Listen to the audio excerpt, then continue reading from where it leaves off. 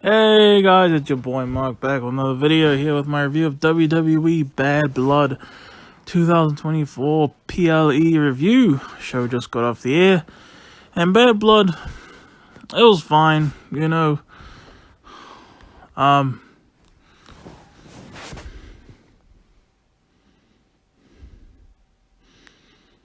you know, there was an epic Hell in a Cell match. Nothing bad on the show at all.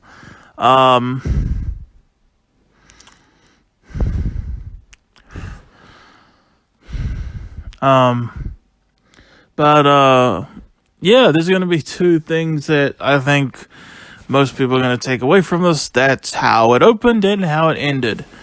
And, I'm excited to just get this review over with, honestly. We open up with, CM Punk versus Drew McIntyre, the end of this trilogy, inside Hell in a Cell. This is actually the longest gap between Hell in a Cell matches. The last Hell in a Cell match we saw was actually Edge versus Finn Balor at WrestleMania 39 last year. And by the way, I just want to say something before I forget. It appears that you know how WrestleMania 40 streamed live on Netflix here in my country, New Zealand? Well, it looks like they did the same for Bad Blood, but in Chile. So, anyone in Chile who happened to watch this on Netflix, who can also speak English, of course, can you tell me what that experience was like? If you guys want to know my experience watching WrestleMania 40 on Netflix, just get to my review of WrestleMania 40 from 6 months ago, of course.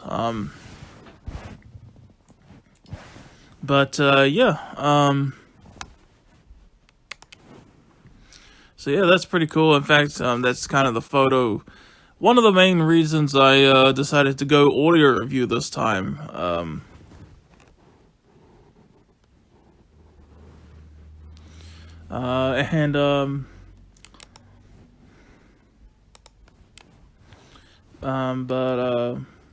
So I could show that photo of what appears to be Netflix Bad Blood in the video and all that. But opening match, and I'm not gonna lie, I love that people keep bitching and moaning and crying about this not being the main event.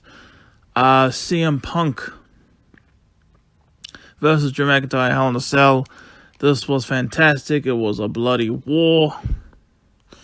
And, it was quite long, quite brutal. Lots of finishes. You even had them freaking just smash each other in the cage, and you had steel steps get involved, lots of blood, like I said. I was shocked to see this much blood.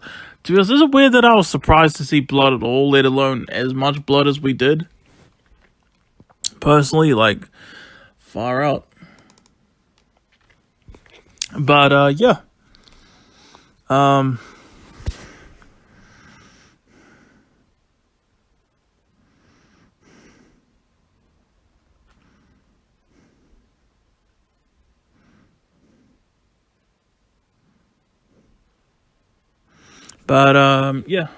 it was a nice savage part when Drew McIntyre got, I thought he was gonna get thumbtacks, as that's usually what's in those little bags, but he got beads, the freaking beads, like the CM Punk bracelet thing.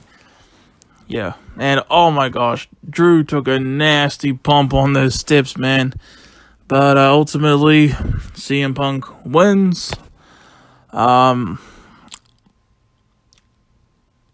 Truthfully, I kind of feel like CM Punk was the main asshole in this feud. I mean, my friend says that both of them were kind of equally the asshole. But, I don't know. You know what's funny? CM Punk can't main event WrestleMania. He can't even main event Bad Blood. So how's he going to main event WrestleMania? That's what I said to a couple friends recently. awesome match, and honestly, just to see Smarks cry is more than enough for it not to main event. More than enough for it worth not main eventing. But yeah, match number 2, we got Bayley versus Nia Jax. Women's World Championship. No, just the Women's Championship match, not the Women's World Championship. This was a solid match too. You had Tiffany Stratton attempt to cash in, kind of, but then she gets caught by Nia, and then you have Tiffany like distracting Bayley while taking back her cash in. You know what I mean? Just to kind of, get suspicion off of herself from Nia. And Nia defeats Bayley, retains. Match number 3, Damian Priest versus Finn Balor. I really enjoyed that match at NXT. I think it was in your house. NXT TakeOver in your house from like 2020. That was actually a really awesome match.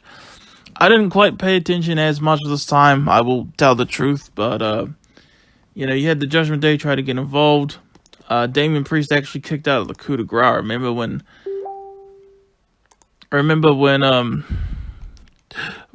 that was an unkick-outable finisher, the coup de grace. So yeah, it's hilarious to see it being kicked out of now, but I don't really care, But yeah. But Damian Priest actually gets the win. I'm pretty sure it was Finn Balor who won that NXT match 4 years ago. So yeah. But by the way, I know I said that when I did my Money in the Bank 2024 PLE review that this would be my final review. I don't think that's going to be the case unless I die or, which I hope doesn't happen, of course. But yeah, I don't think so anymore. But I am like wanting to move on to like things outside of how I currently do YouTube. I'll admit that doesn't really make sense right now, I understand, but in time it will. But yeah. So and then we get on to Triple H doing a big announcement. This was what was this?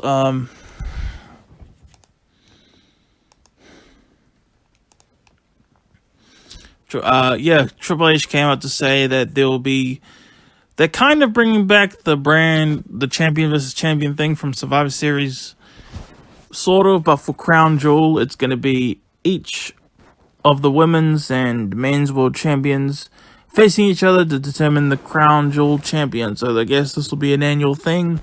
So I guess Gunther versus Cody Rhodes at Crown Jewel, that's going to be cool. Oh, by the way, Goldberg was at ringside. Gunther comes out to talk about his upcoming title defense against Sami Zayn on the next episode of Raw. And then you remember, I didn't, do a review or anything of this, but a few weeks ago, Bret Hart was on Raw in Calgary, Alberta, Canada. Or at least it was in Canada. I don't know if it was Calgary, Alberta specifically, or even Montreal. I don't remember. But there was a funny ass thing where Goldberg. I'll play the audio of it for you guys. I'll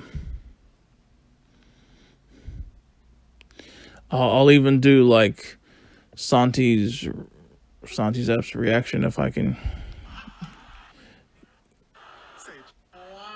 If I can get it. All right. Here it is. Personally, that you will always be a close second to my actual favorite. Say it, Sean. And my all-time favorite is none other than Bill Goldberg. Oh my fucking god! That's so much better! Yeah, I just wanted to show you that. I'm sorry if that blew your ears up. I'm sorry. I just had to show that. That was so funny. And then he says to Goldberg, "Nah, you're not really my all-time favorite. you know, you're a one-trick pony. How could I be impressed with you and all that stuff? And they teased the Gunther versus Goldberg kind of match. I was kind of hoping we'd get an impromptu match between Gunther and Goldberg. That did not happen. Maybe we'll get a match between them soon. Maybe the Royal Rumble, you know? I don't know. But, yeah. And then Sami Zayn comes out, attacks Gunther, and yeah, Gunther's gonna destroy Sami Zayn, I hope, and retain that title. Cause that's what awaits Gunther. WrestleMania 41. Bye-bye.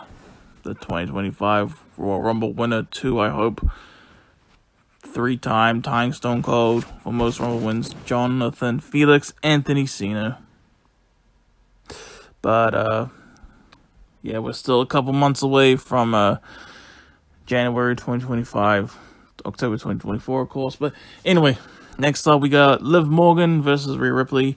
Well, Women's World Heavyweight Championship with Dominic Mysterio stuck in a shark cage above. This was a great. This was another good match. You had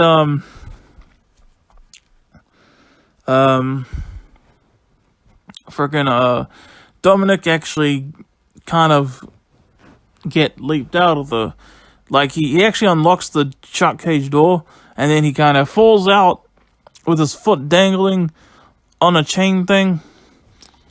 Then Rhea gets out a kendo stick, smashes the heck out of Dom while like pinata. That was pretty funny. And then Raquel Rodriguez for some reason comes out, attacks Rhea Ripley. So Rhea wins by disqualification, and Liv Morgan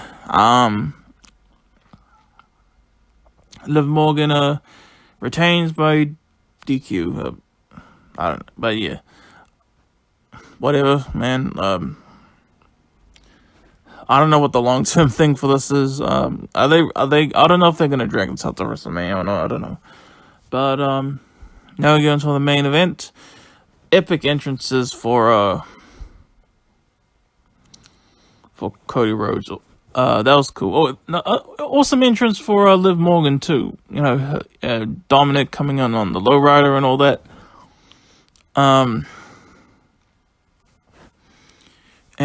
Yeah. But anyway, main event time. Bloodline consisting of Jacob Fatu and Solo Sikoa versus Roman Reigns and WWE Champion Cody Rhodes. Just a fun, generic tag match, really. What you'd expect. You know, not a big fan of like tag team matches, really. Just a normal tag team match. You know, it's Roman's first match since he lost the WWE Championship to Cody Rhodes at WrestleMania 40. And, Cody did splash Jacob Fatu through the table. And Roman Reigns actually did a beautiful crucifix pin onto Solo Sikoa, who kicked out, of course. But, yeah. The match ends with Jimmy Uso returning, and because Tama Tonga and Tama Galore came out, the WWE Tag Team Champions, to distract and all that. But then Jimmy Uso came out, Roman Spears, Solo, 1, 2, 3. And then they all decide to attack Cody Rhodes while Jimmy and Roman are leaving. And then they help out Cody Rhodes. And then, just before the show ends, if you smell, The Rock is back. The Rock returns. And, The Rock returns. And, he doesn't say a single word. Creates so much intrigue without saying a single word. As my friend said. So yeah, that's my review of WWE Bad Blood 2024 PLE. I hope you guys enjoyed my review. I don't know what more to say. Check out the sound match. The ending was cool with The Rock returning, and yeah. I'm your boy Mark. Peace out. Have a good one, y'all.